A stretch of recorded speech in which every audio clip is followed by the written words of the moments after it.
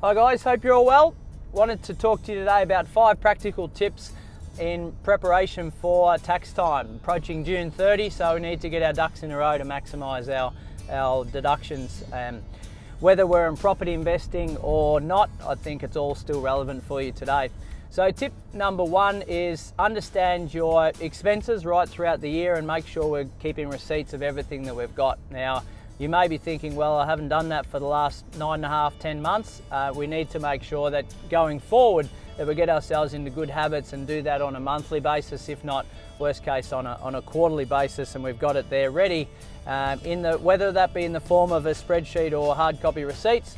Either way, it's very clear for your accountant, and it means that they don't have to charge you an arm and a leg to go through and sift through all of your receipts in a paper bag. Tip number 2, if you're a property investor, making sure you got your depreciation schedules ready for your accountant. Now, if you've got properties, there's a really good chance that you can claim some depreciation from the building. So we need to ensure that we've got our depreciation schedules, and you may be, even if it's saving $300 or $400 from the building depreciation, as old as the building may be, still worthwhile in the overall scheme of things. So just making sure we've got that in order.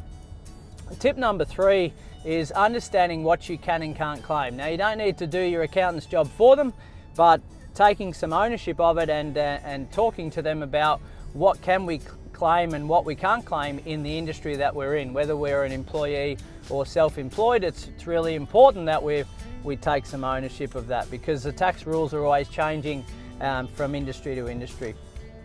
Tip number 4 is knowing with your property manager that they're going to give you that annual statement as soon as it ticks over June 30. So they should have all your expenses for the year, presuming that they're paying all the bills for you, as discussed in a previous video, and they're then giving you that annual statement pretty much soon after June 30, so that you can submit that to your accountant and you can get your refund, hopefully a refund, sooner rather than later. You don't want to be waiting 3 or 4 months down the track to get your refund, because that's money in your hands instead of being in the ATO's hands, sorry.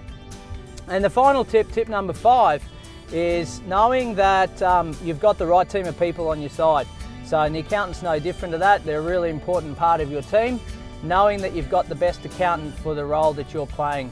So whether that be a property investor or being a business owner or an employee, they actually specialise in the area that you're in. So if you've got an accountant that's doesn't work with self-employed people and you're self-employed, then you might see a red flag there. So just asking them some quick key questions around your employment or your status might save you thousands and thousands of dollars, and we've seen that previously with some clients that I've worked with. So guys, there's 5 practical tips. Hope you enjoyed them. As always, if you've got any queries, let us know and see if we can help you. Thanks guys.